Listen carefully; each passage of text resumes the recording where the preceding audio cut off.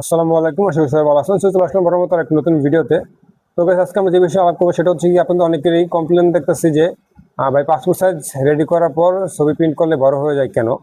তো এই কেন প্রশ্নের উত্তর নিয়ে আজকে কথা হবে। তো এটা হচ্ছে কি, মূলত বিশেষ করে যারা নতুন আছে তাদের রেজুলেশনটা আমরা বুঝি না। রেজুলেশনের ঘরে আপনার কত দেন কিংবা কি থাকে সেটা হয়তো খেয়াল করেন, আপনি জাস্ট পাসপোর্ট সাইজের ছবির মাপটা দেন। তো পাসপোর্ট সাইজের ছবির মাপ এক্স্যাক্টলি বলা যাবে না, সেই জন্য একরকম মাপ ইউজ করে। আমি নিজে ইউজ করি 38 mm by 48। সো কোনো জায়গায় আবার 50-50 দেয়, যেরকম করে। বাট রেজুলেশন কিন্তু আমাদের 300 by 300 থাকতে হবে, একই থাকবে। তো এই বিষয় নিয়ে আজকে আলাপ করতে কথা না বলে চলুন যাওয়া যায় কম্পিউটার স্ক্রিনে। আর আজকে আমরা দেখবো ফটোশপ 0.7-এ। তো চলে আসলাম কম্পিউটার স্ক্রিনে। আমি বর্তমানে আছি এডি ফটোশপ 0.7। তো আমরা যারা বিশেষ করে কম্পিউটার দোকানে কাজ করি তাদেরকে একটু ফটোশপ 7 ইউজ করা হয় সবচেয়ে বেশি, কারণ এটাতে কাজ করতে সবচেয়ে বেশি মজা। বিশেষ করে প্রিন্টের যে সেটিংটা আছে সেটা সবচেয়ে বেশি বেটার।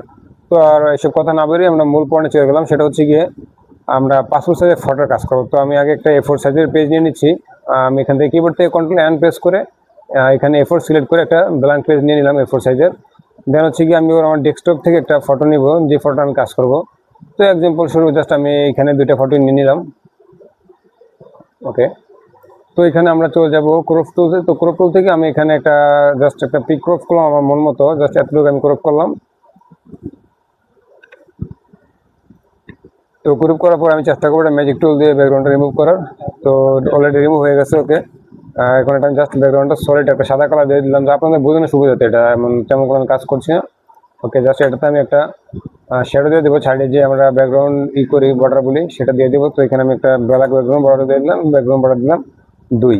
আপনাদের পুরো মতো 1, 2, 3 যেটা ভালো মনে হয় দিতে পারেন। তো এটা হচ্ছে কি আমি ড্র্যাগ করে আমাদের A4 পেজে নিয়ে গেলাম।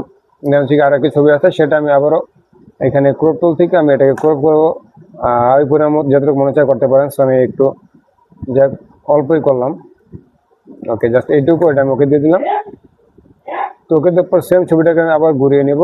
দেন এখান থেকে আমি রোটেট করে নিলাম। রোটেট করে এটা ব্যাকগ্রাউন্ড রিমুভ করা যাবে না, তো করলাম না, জাস্ট আমি স্ট্রোকটা দিয়ে দিলাম। হ্যাঁ, তো কিবোর্ড থেকে Ctrl+A দিয়ে এরপরে এডিটে ক্লিক করে স্ট্রোকে ক্লিক করলে স্ট্রোক দেওয়া হয়ে যাবে। তো এটা আমি স্ট্রোক করে এটা স্ট্রোক দেওয়া শেষ হলে আমি এটাও ড্র্যাগ করে A4 পেজে ছেড়ে দিলাম। তো এখানে একটা বিষয় দেখাচ্ছি, আমি পেজ একটু বড় করে নিলাম। যদি আমরা এখন দুইটা ছবির মেজারমেন্টে আসি, দেখতে হবে এটা কিন্তু পাসপোর্ট সাইজ করছি, দেন হচ্ছে কি এটাও পাসপোর্ট সাইজ করছি। তো এখানে যেটা দেখাচ্ছে এই ফটোটা একটু বড় হয়ে যাচ্ছে। হ্যাঁ, তুলনামূলক এই ফটোটা বড়। তো এটা কারণটা হচ্ছে কি, এবার আমরা এটা আসি। এই কারণ হচ্ছে কি, অনেক কিন্তু আমরা বিশেষ করে অনেক আমি অনেক কমেন্টস পাইছি যে ভাই একটা বড় হয়ে যায়, ছবি ক্রপ করার পরও বড় হয়ে যায়।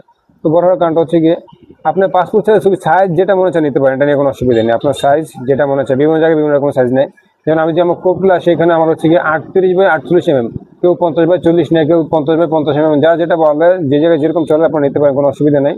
তো যে বিষয়টা আমাদের খেয়াল রাখতে হবে সেটা হচ্ছে গিয়ে এখানে যদি আমি বর্তমানে খেয়াল করি, এখানে আমার যে হাইটের জায়গা আছে 38 mm আর উইথের জায়গা আছে 48 mm। দেন হচ্ছে রেজুলেশন ঘর, রেজুলেশন ঘর মধ্যে এখানে আমার রেজুলেশন যে ঘরটা সেটা কিন্তু সম্পূর্ণ ব্ল্যাঙ্ক হয়ে আছে। সেখানে যে আমি 300 টাইপ করে দিই, তারপর যে আমি আমার এই ছবিটাকে আবার ক্রপ করে একবার এন্টার দিই, তাহলে ছবিটা তুলনামূলক একটু ছোট হয়েছে। দেন হচ্ছে এখন যদি আমি ছবিটা আবার এখানে ক্রপ করে নিয়ে ছেড়ে দিই, দুটো ছবি যদি আমি ড্র্যাগ করে এবার এই পেজে আনি, দেখবো দুটো ছবি একবার সমান সমান। এটা এখানে ছেড়ে দিলাম, দেন হচ্ছে এটাও এখানে ছেড়ে দিলাম।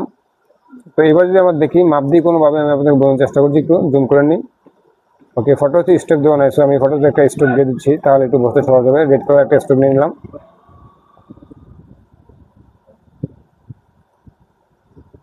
ওকে, রেড কালার স্টক নেওয়া হয়ে গেলে আমরা দিয়ে এবার দুটো ছবি একসাথে মাপ দিয়ে আপনি দেখেন দুটো ছবি আমাদের সমান সমান আছে বর্তমানে।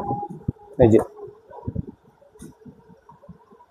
তো আমি সুবিধাতে এটাও একটা রেড স্টক দিয়ে দিই। তো এখানে